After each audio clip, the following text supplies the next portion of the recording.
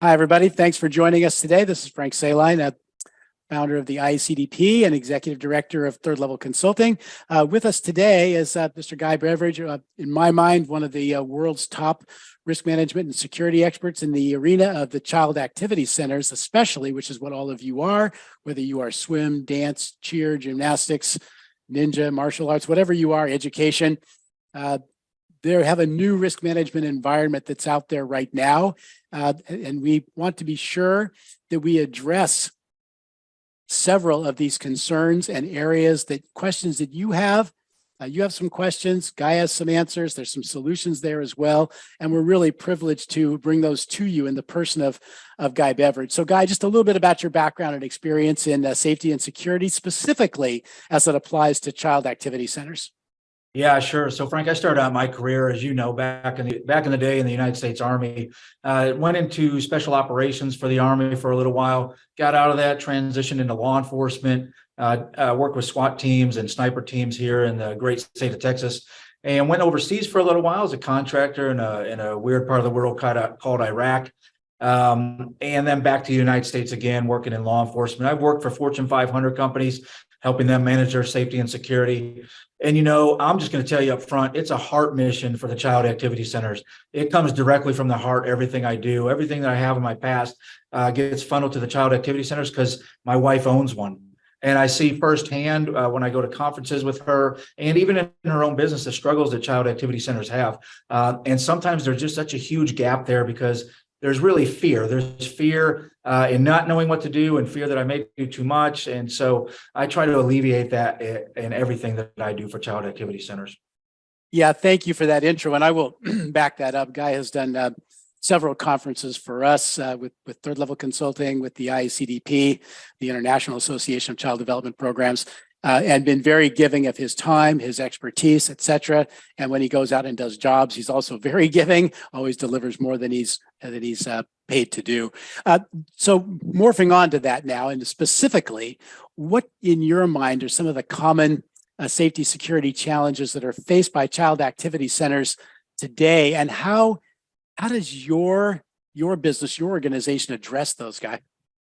So I think we really have to let's think about schools at first, Frank. Schools right now, if you're paying attention, schools are more hardened than ever. A school used to be what we would call in the safety and security space a soft target, but now more than ever with the adding of police officers, the new technology and cameras, the locking of the doors, and the programs they have within their own organizations, they're a hardened target. So now think about, if I'm a bad actor, where do I now have to go to find kids if I want to find them on a specific day at a specific location at a specific time? It's going to be a child activity center. A lot of the kids that are in these child activity centers are the kids that rise to the top in the school a lot of times, and they could necessarily be targets. So there's a huge risk right there because by and large, across the country, child activity centers are what we would still consider a soft target. In addition to that, we also have what I would call domestic violence spillover. We see some of that in the child activity center space as well. This is a mom and a dad, maybe going through a divorce, maybe not quite there yet, but they're fighting over access to the kid, and they think, well, your gym is the place to have that access.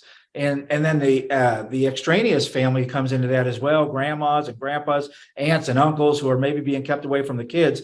Maybe they can find that time with the kid inside your child activity center. And then last but not least, some of the risks that you have is theft.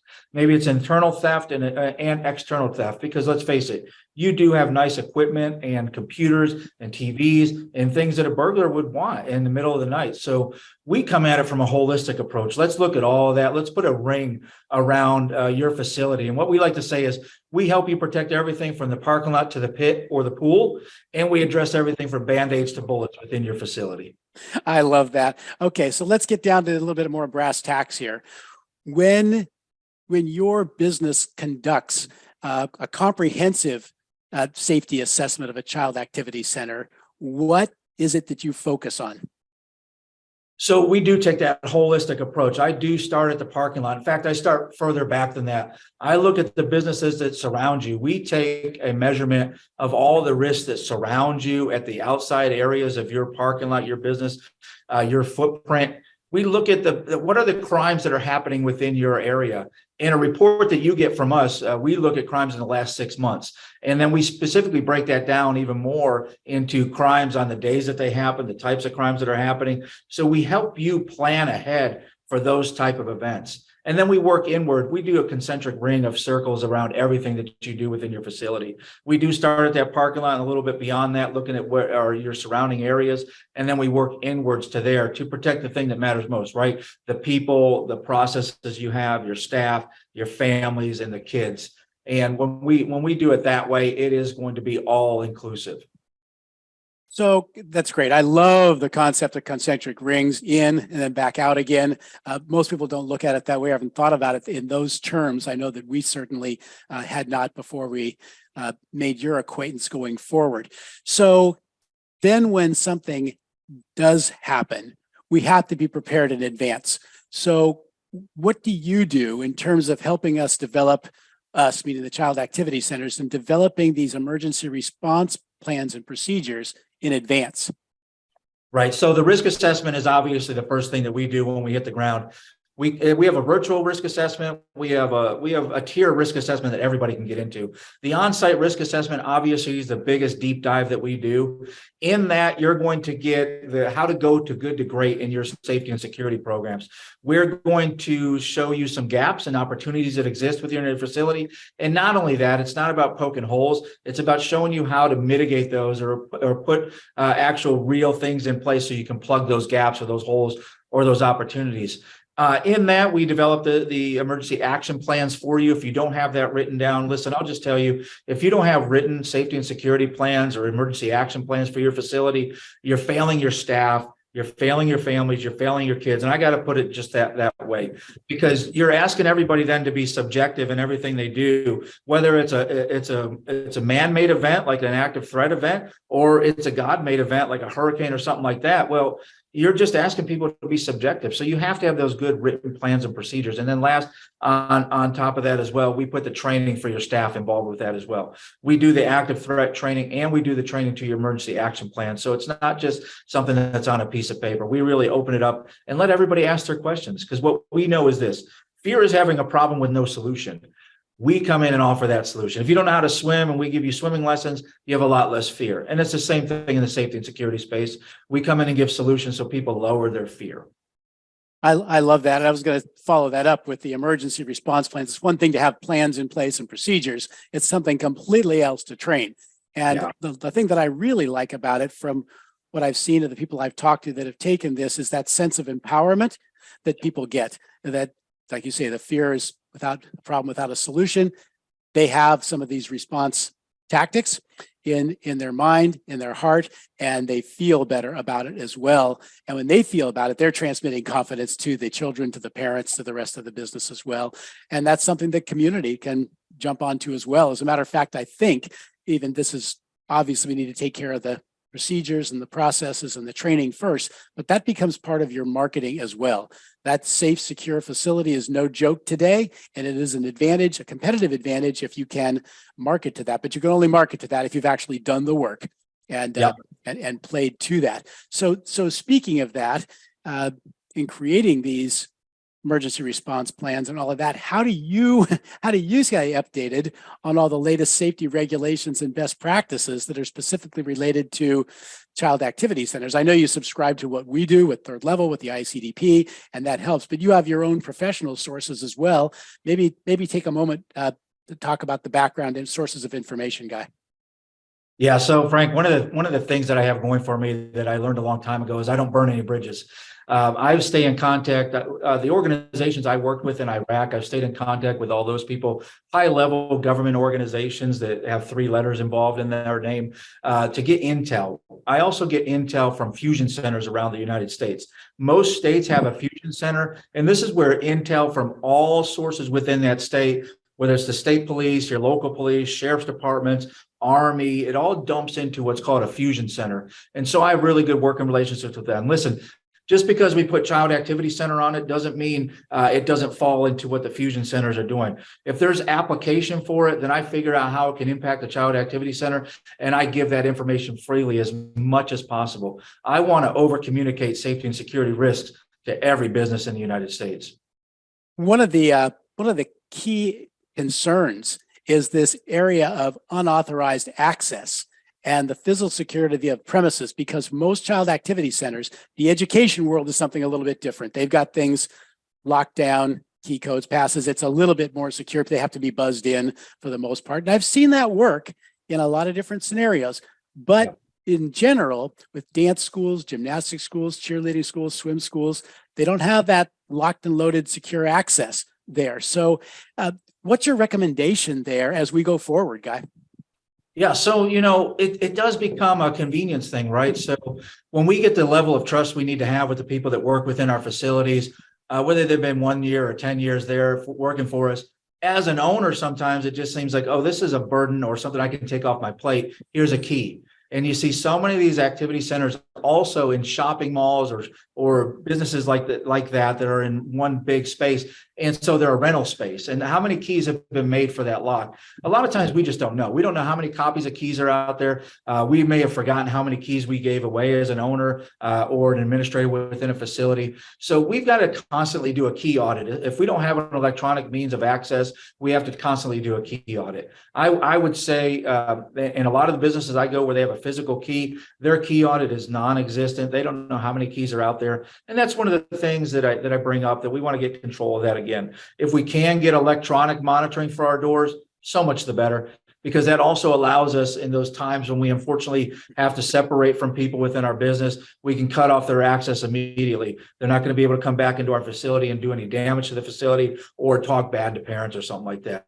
So whenever you can upgrade, I always recommend that too. Okay, that's helpful. And I know firsthand, I've seen Guy's materials, I've seen the audits, I've seen the methodology that his company uses for this. It's very complete, even more complete than what we're describing here. It's even more complete than that, but don't be overwhelmed by it, because he walks you through that. And I really love that. Any success stories or case studies that you might want to describe where there's been a significant impact on the safety and security of a child activity center? Sure. We worked with a swim school not too long ago, and they had a huge homeless problem or unhoused person problem in their area. And what we really had to do in the risk assessment is figure out why it was such a specific draw to their location. And once we figured that out, we took away those amenities, so to speak, in the ease of access, and put some more lights up. Once you shine a light on a problem like that, it tends to go away and they move on down the road. So that's a success story for sure. But I'll tell you what, it's hard to know what you've prevented, right? So we always follow up with our clients annually, at least, if they've done a risk assessment, and our phone lines are always open. If we partnered with you, if we've come on board with you to help you with your safety and security, I almost look at that as if I have a virtual office within your space. I want you to come down the hallway to my office and ask questions whenever you have them, because again, I want to lower that fear for you with whatever it is. Yeah, that's truly it's truly a service that completely affordable, and you don't want to be caught without it. If something does happen, you don't want to be caught without it. And all of us running children's activity centers do not want to be held liable if there was available methodologies and knowledge out there. Did we avail of ourselves of that knowledge and experience and services? You want to sleep at night as a child activity center owner? Do that. What are some of the possible technological solutions or tools that you would integrate or recommend for child activity centers? A lot of child activity centers are doing it right now. They're getting some really good quality off-the-shelf systems for camera systems around their facility. One of the things we do in our audit, our on-site audit, or our virtual audit, we take a look at what you're really looking at. Because you may have an intent on what you want to look at as a business owner to check some things, but we may need to tweak that just a little bit for the safety and security, or add a camera in a different location just for you to be safety and security minded, while also monitoring the things that you want to monitor. We love also, like you said earlier, locking down the doors and being able to buzz people in whenever possible. Listen, I know you got high traffic times, and that's great. We want to be able to have people come into our facility as free as possible, but we also want to make sure we're vetting them. So one of the easiest technologies that we've always had, and we kind of got away from, is maybe having a front desk person at that front door. because what that allows us is to vet the people before they ever open that door. And we can easily lock that door if we need to. If we see someone who maybe just doesn't quite fit what we think should be coming through our front door, and then get other people involved. Having a locked front door when you need it is key to being safe and secure. Yeah, I think so too. There's a lot of different variations what people are doing. Some people are so busy they actually have semi-valet parking or parking instruction. Other people have what they call designated floaters in the facility that could be doing anything. They could be doing extra cleaning. They could pop into substitute teach. They could be at the door running those through. They could be just making conversation with people. They could be doing any number of things. And those kind of things that would have been considered ambiance or beyond the pale before, not even close now. It's those things have to be factored into our budgets. But in general, this risk management, the new environment that we're in today, and what's happening now across not just the U.S. but across the world as well, we do need to be so vigilant in terms of what we're doing. Guy, I'm sure that this recording, of course, will be accompanied by the communication with Guy, but if you just tell just a little bit about your just people who want it right this second, your company, your website, your phone number. Yeah, sure. It's guybeveridge.com. You can go to guybeveridge.com and find everything about us. You can write me directly at guy@guybeveridge.com. Make it really easy for you, just like that. And our phone number is 254-423-5675. If you reach out to me because of this broadcast and tell me you saw this broadcast, I will give you a free wall-mounted flip chart for all your safety and security needs. Yeah, and those are pretty cool too. I've seen those. Very, very neat. So, Mr. Beveridge, thank you once again, for just generously sharing some of your knowledge. We were just trying to get an overall perspective here. Guy, I know, is willing to talk to anybody as far as a discovery call type of thing and finding out what your needs actually are, what your concerns are. And we encourage people, third level ICDP, we encourage people to, in your local area, if you can get 3 or 4 or 5 or 6 centers together for some centralized training, that's always a great idea. It's really cost effective to do that and makes the entire community safer as well. So we think that's a great idea, but if you can't get that, do it yourself, no question about it. Thanks again, Guy. With that, we'll stop the recording and hope all of you enjoyed this and you make use of and avail yourself of Mr. Beveridge's services as appropriate.